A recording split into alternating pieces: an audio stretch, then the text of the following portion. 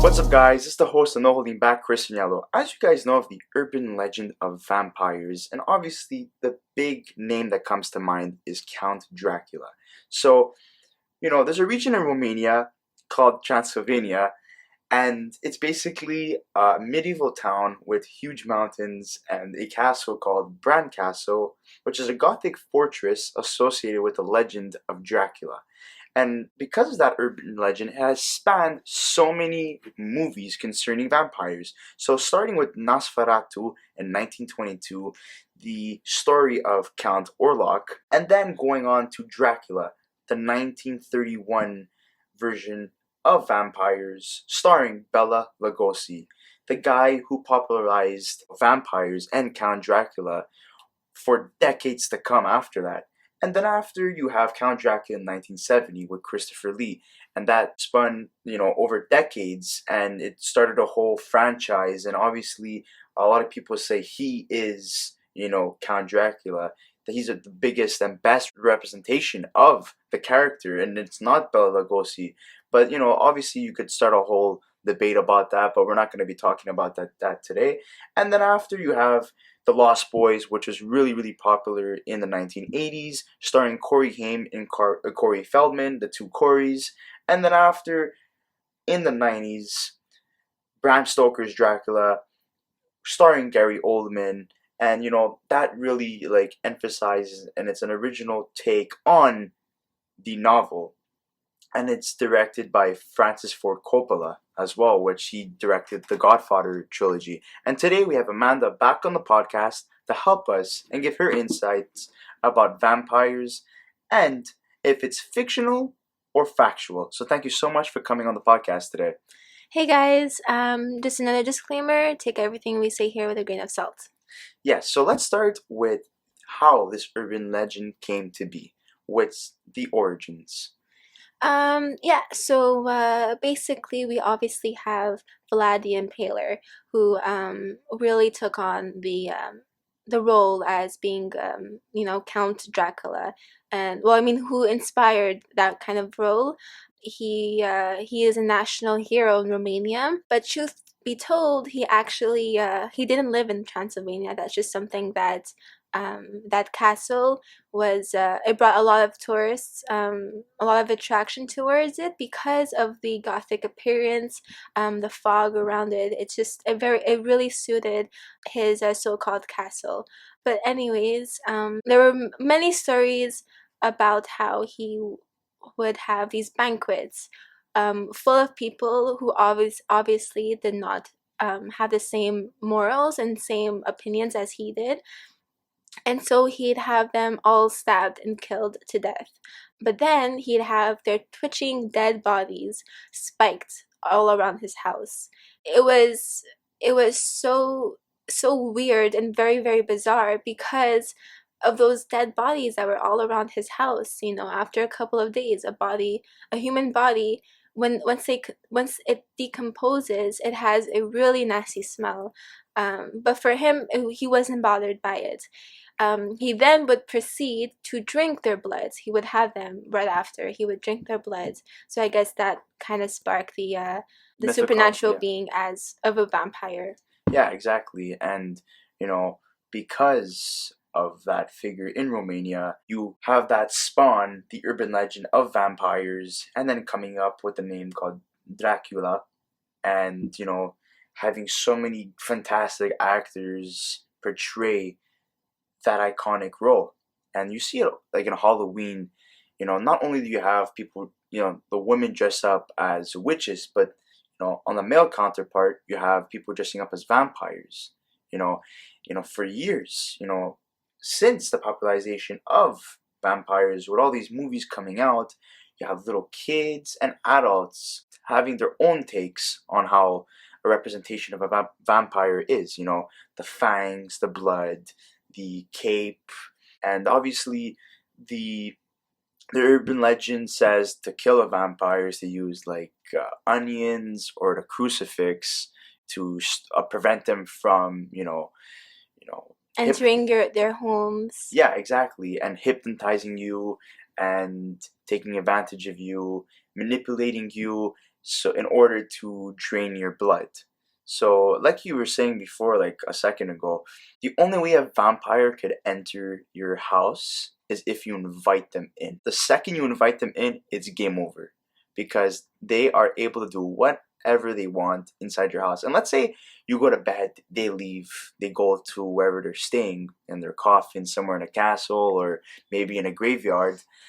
They could come and lurk into your house when you're sleeping, when you're the most vulnerable, and attack you at that moment because the invitation from before, so prior from that, leads them to access your house whenever they feel like it. Yeah, well, I mean, that it's when it comes to vampires, it's very, very different because every vampire movie has different traits of how a vampire is killed, things vampires can or can't do. For example, in the series of Twilight, I was a big Twilight fan, read the books, saw the movies. So in Twilight versus the Vampire Diaries, in Twilight, to become a vampire, you have to go through this whole process, which first you have to go to the Vatican where the king of vampires stay, gain his permission, and then you have to, I guess, die with the vampire. Like in True Blood series, you have to lay with a vampire in dirt in a cemetery in order to become a vampire. But in the Vampire Diaries, to become one, you have to die with just having vampire blood inside of your bloodstream. So it's very, very different in all of these movies. And you have the Dutch vampire killer Van Helsing or Helsing, whatever you feel more comfortable pronouncing it. Or Buffy the Vampire Slayer. Yes, you see the ways that they have various ways on defeating a vampire, whether sunlight, they're very vulnerable to that. It turns them to ash. You also have the sharpened stake through the heart. And like I mentioned before, the crucifix and holy water as well, is a big, big factor in preventing a vampire from harming you.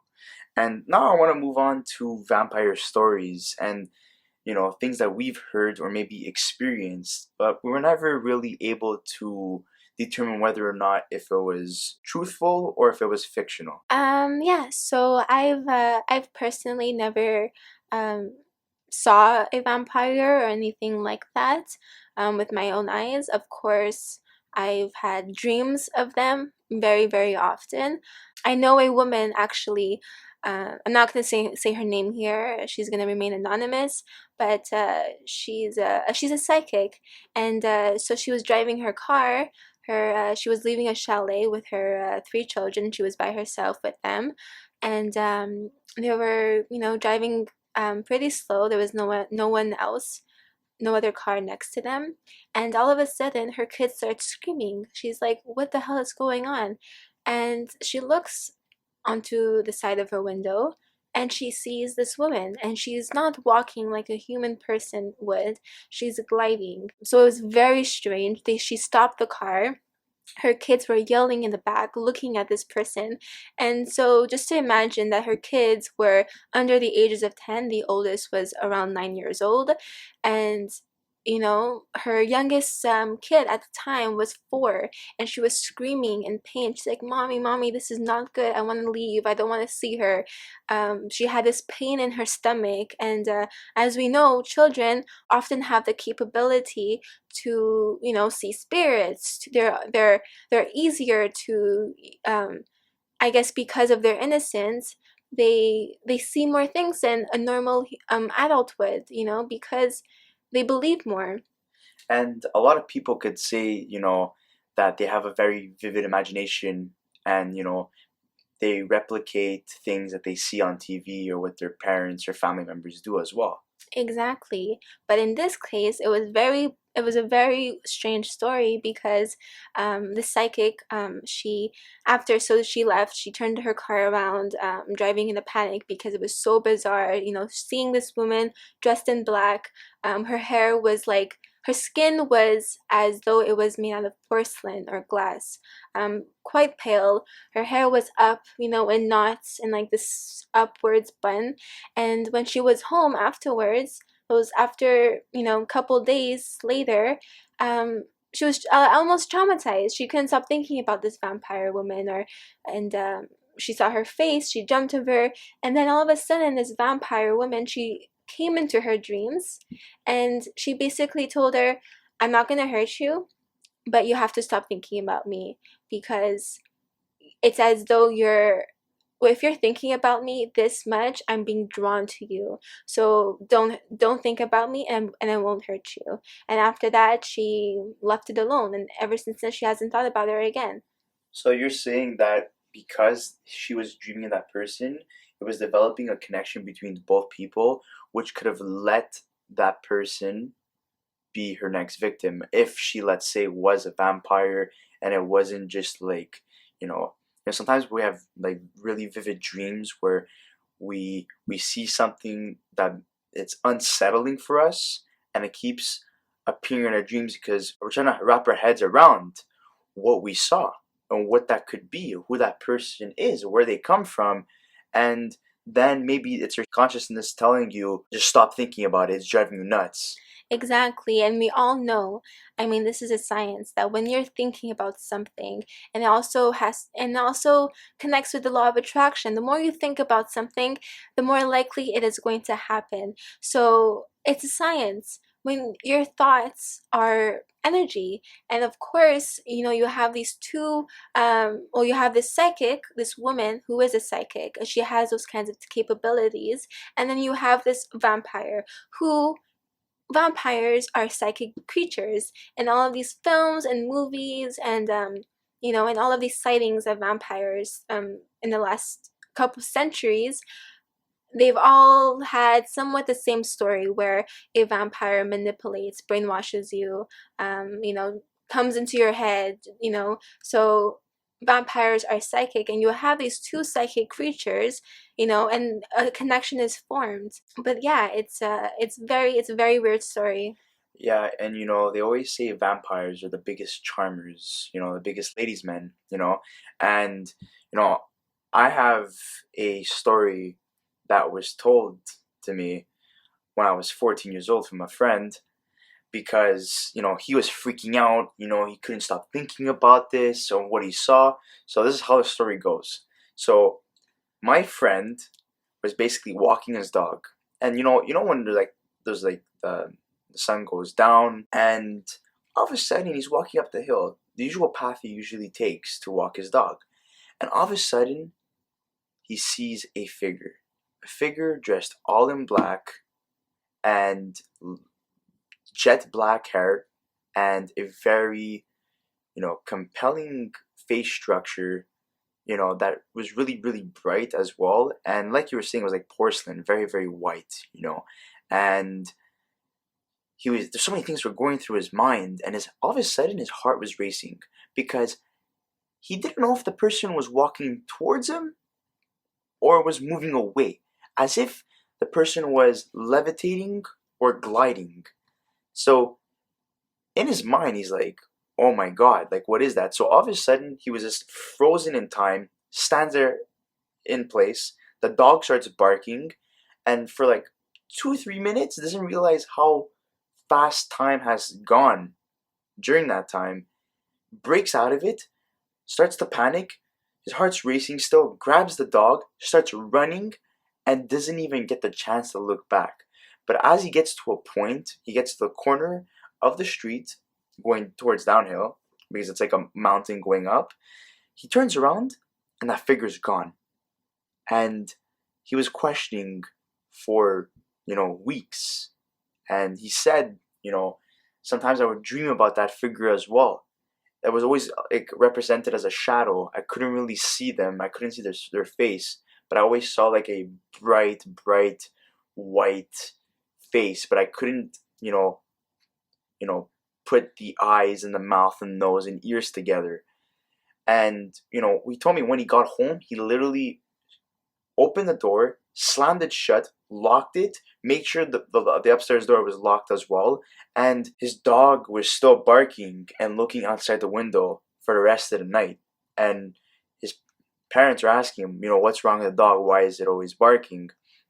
And he didn't even want to tell them the story because he was scared that maybe they might encounter that figure. And then the ironic thing about this is that a couple months later, or maybe close to a year if I'm not mistaken, his cousin was in the car driving, and all of a sudden she looked at her rear mirror in her car and saw the same figure and started panicking, and she blew the stop sign because she felt this urge that it was a negative presence and she had to leave right away. And it's funny because maybe like a couple months later after everything happened, they both encountered the story and both laughed about it, and obviously were, concerned as well because they're like, maybe they're targeting our family, or maybe it's because we live within the same area. So I always questioned myself, well, how can I help him? How can I, give information for his cousin as well? Because this is like supernatural stuff. Maybe it was a spirit, but the way he described it had to be a vampire. Yes, and I mean, other people like listening to your story and my story, with your friend and the psychic. Many people would question, their sanity. Is that person looking at this so-called vampire insane? Do they have a mental illness that they're not aware of? But it's very strange because of course a mental illness is constant hallucinations, just like schizophrenia, auditory and visual hallucinations. If these things that these people are experiencing and it's just one event, then it's not a mental illness. It's not something that they're suffering from it on a daily basis. It's a sighting, just like the people who have sightings of aliens and whatnot. So I really do believe that these are real encounters. I'm sure. I don't think that there are many in this world, but I do think there are still present today. And going back to like my story that I just mentioned, do you think they were drawn to those two specific people, or it was someone else within that area and they just so happened to cross paths with that figure? I believe that, if someone is very closed off, they they don't believe in anything part of the supernatural. They don't believe in ghosts. They don't believe in witchcraft. All that they believe are science. When someone is very closed off, they wouldn't even notice it. In their head, their brain would process it as a weird person, weird, scary looking person, and they wouldn't even think twice about it. I mean, that's what they say when you're doing someone's tarot card readings. They always say first, you have to be open to this, because if you're not, if you're closed off, they feel it. It's our energies are closed off. And so I believe, maybe if I'm sure if they're related, I'm sure they have some sort of abilities to decipher these encounters. I know, but like from what I know from these two people, because I know his cousin and himself as well, because he's a very good friend of mine for the last couple of years, and they're not people that really believe in that stuff. They believe in science, and especially him that believes so much in conspiracy theories, believes in like different like universes and other like beings living on different planets, and obviously aliens and UFOs and the rest of the conspiracy theories. So being linked to a supernatural being on our earth, such as a vampire, you know it begs the question, what did that person do to get drawn to a vampire? Um, well, I mean, I'd say that vampires are somewhat, a type of alien. Um, maybe, I mean, I'm not, I don't know, but who knows? Maybe they come from a different planet, or they've lived here and on Earth, but I think that, for a person to see that, to be drawn to that, to um why did that person see that figure? um I don't know, maybe you know there's sometimes there's no explanation at all. Sometimes it just happens. You happen to be that friend happened to be walking there at that same time. His cousin happened to be driving, and that person was there. I don't think anyone really truly knows. Yeah, and there's always a saying that people say is that sometimes there's no answers to specific questions, and I think this is a really good representation of that saying. And looking back at the stories and the origins of vampires, do you think this is fictional or if it's factual?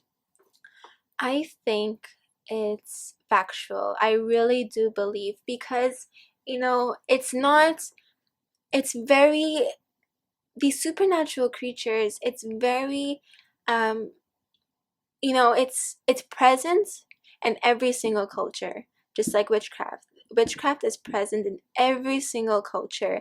um Different countries have their own urban legends, and vampires, because it's popular for a reason. It's popular because everyone always has that idea. Maybe they are real, maybe they're this, and started from somewhere. These urban legends aren't something that um, someone just made up out of the blue. Especially in the medieval times, when they saw these sightings, there were multiple accounts, and and after, it's something that, if it's so popular and it survived all this time, there's a reason why. And I know, even especially with my family, we have our own set of urban legends and stories, and sightings from my grandparents, my own mother. There've been these supernatural sightings, and I really do believe that um, vampires are a real thing. And honestly, I'm in totally agreement with you because no one could really make up what they saw, you know, unless you're delusional or you have very vivid imagination. But oftentimes, if someone is delusional and has a really, huge imagination that causes these hallucinations, you would see it. That person would not be able to function in society. It wouldn't be just one time. It would be constant. And, your friend, I've met him. He's a very stable guy. It's these one sightings, because I do believe it's real. If the person is really, mentally ill, it would you would know it. It would happen every single day. And these are stories that cannot just be made up out of the blue, And I know this guy for so long, and I trust what he says. And to hear the fear in his voice when explaining that story, you start questioning the same thing too. And obviously you're like, oh my god, I hope I never encounter something like that in my life. And not only that, but I think vampires are real, but to a certain extent. Exactly. I think they do hide in darkness. They only come out at night. I think they do drain people's blood. But I think the thing with defeating them by using onions is ridiculous. I think the crucifix and holy water is a major factor on defeating them. Sunlight, I think that's just ridiculous as well. Um, and the stake to the heart, that could be debated as well. Yeah, so I've had multiple dreams, but I've had multiple dreams, and I've spoken to quite a few people, and I've kind of come up, or I have this conclusion of vampires. And basically, I believe that vampires, they're more humane than most people would think, and so you never know, maybe throughout the years they've had children too. And so over the years, families become I mean, less and less like the typical vampire that you see on TV, because that is truly something that is so remarkable and so you can say out of this world, that they typically have no human characteristics at all. They look like one, but they're not at all. So I really do believe that, maybe, who knows, like maybe some families are descendants of vampires, and some families have that, and maybe they do have that, those characteristics of a psychic, just like a vampire would. And also, like, I totally forgot to mention this earlier, but this is a key thing as well about vampires: transformation into various animals, and the stereotypical bat. I think that's bogus as well. I don't think that is truthful. I think that is factual. So you gotta take a lot of of the origins and facts about vampires with a grain of salt. I would say majority of them are fictional, and a small portion of them are actually true. And well, my last question for you for today is, where do you think vampires are situated? Well, because the legends of vampires have been going on for so, so long, I really, if, let's say, vampires, if they do exist, I think that they'd be everywhere around the world. I mean, my family in Italy, I have stories of like my grandparents, and I mean, some, like, how, like, for example, some family members that would be able to hunt witches in the night, and especially like 50 or even longer, even like 70 years ago, traveling in the night alone to hunt these witches in Italy. I mean, they'd have to have some sort of power. They'd have to be able to protect themselves. And what happens once they meet these witches? These men, unprotected, um you know how can they protect themselves? I mean, like, some people, they have had to have that, some sort of capabilities, psychic powers or whatnot. But to answer your question, I think vampires are everywhere. I really do believe that they're not in just one place anymore. Maybe they did come from Transylvania or Romania or whatever those stories originated from. But right now there's so many people travel there. They visit the castle. It's something. I mean, I'm sure these so-called vampires would want to remain hidden. You never, you see, I mean, I guess that's why these supernatural beings, they've always remained closeted, because of, for example, the witch trials that happened in Europe, and then it happened in Salem. When human beings don't understand something, they destroy it. It's something that they think is evil just because they don't understand it. And yeah, I think as the world became more modern and expanded, I think the same thing happened with vampires. They expanded with it. They've mutated, maybe, and maybe now they have more human traits, characteristics. Yeah, and they're like definitely hidden among us within our society. And it's just so scary thinking about this as well. Like, maybe the closest person to you, or they may know somebody as well that has encountered such stories as we've mentioned before. And going back to the topic of what you were saying before about the the the witch hunters, were you trying to say that what they used their strength and manipulation to get to them, meaning that they are vampires? I would say, I mean, okay, I'll say this, but a lot of people will not believe it, and it's fine with that. Just like I said before, take everything with a grain of salt.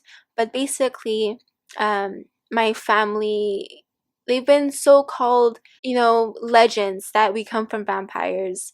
I don't know how that happened. I really don't know, but it was something that was very prominent in my family. And so, basically, my grandfather's dad, they'd have these witch hunts. So and this was something that was very known in the area. If you speak to anyone that comes from this area in Italy, um, my kid got in a Campobasso would not, and I'm sure different parts of the region as well.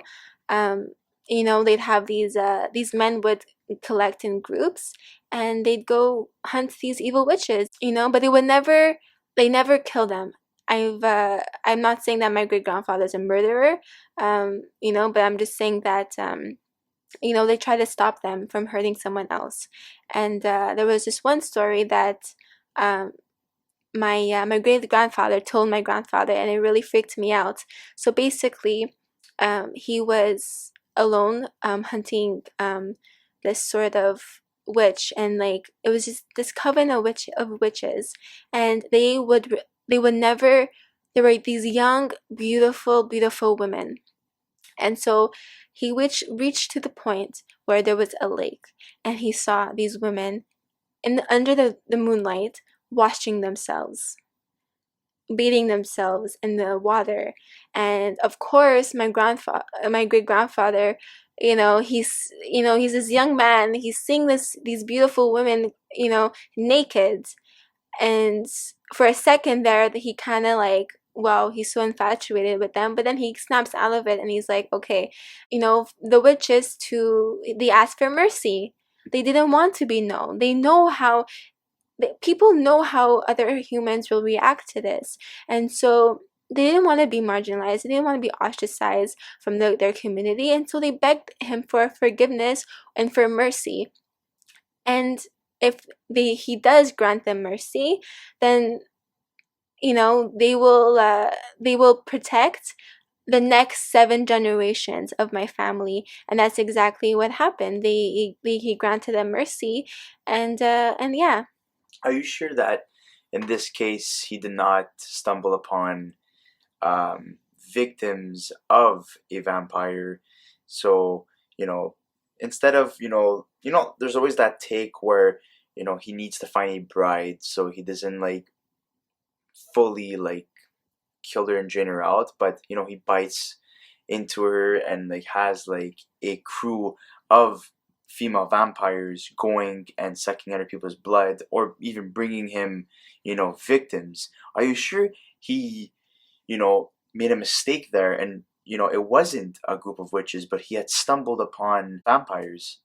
Well, in this story, I'd say that they were definitely witches, um, because my grandfather, like the thing that I was asking him, like how can you protect yourself? How can you even see in the pitch black forest, in Italy? And I mean, back then it wasn't as civilized as it is right now. And how can he have this any sort of power? He's this one young man, and there's like 6 other women. um, I feel like he must have had some sort of power, but you never know. Maybe they were vampires or witches, or they were supernatural beings. And for my great grandfather to have that power over them, he must have he must have had these capabilities, similar capabilities, to grant control or to even give mercy. So he wasn't, necessarily like a vampire that would bite people and drain them for blood, but he just used the character trait of just using manipulation to get what he wants. Yeah, I mean, he had to have been pretty confident to go into a forest alone, and it was something that happened on multiple occasions. But when it comes to, drinking other people's blood and all of that stuff, like if a vampire kills people to drink their blood, I don't believe that's true. I really, if you guys search up vampires today, you will see thousands of people on YouTube explaining that they are a vampire. And, a lot of people they're drawn to this sort of lifestyle. They're drawn to this sort of almost cult, but not really, because, they go to these self-proclaimed vampires, and they offer their blood, and dosages. So I mean, I'm sure these vampires today, and I'm sure it was that way before too. You walk among groups. We're very, very social creatures. We are always in some sort of group, and if we're not, if we're, a loner, a lone wolf, or whatever, we're not well. We pretty much go insane. But so I do believe that, just like vampires, I'm sure they would have been in a group, and I'm sure that people give up their blood voluntarily, just like what's happening today, and it's a very, very real thing. But there's also, I mean, in the 70s, there was like a frenzy over vampires. And just like you were saying when you were mentioning these movies. And so in the 70s, there would be killings, just like when it comes to cannibalism. These people have these mental disorders where they have a craving for human flesh. And when it comes to vampires, um, it's called clinical vampirism. It's more known as the Renfield syndrome. They would kill people, but not for their flesh. They'd kill them for their blood. And there are many, many documents stating that all of these, these things happening, and it's still today. People are being diagnosed by it. They have this craving for human blood. And maybe it's a disorder, maybe it's, in their genes, but it's just, I mean, I'm not saying that all of this of what we're saying is real, but it's something that you'd like to think about. It's something that obviously it's something that you ask questions. It's something that nobody ever really knows for sure as a fact. And like I was saying before, there's a lot of questions without answers, and this definitely has to be one of them.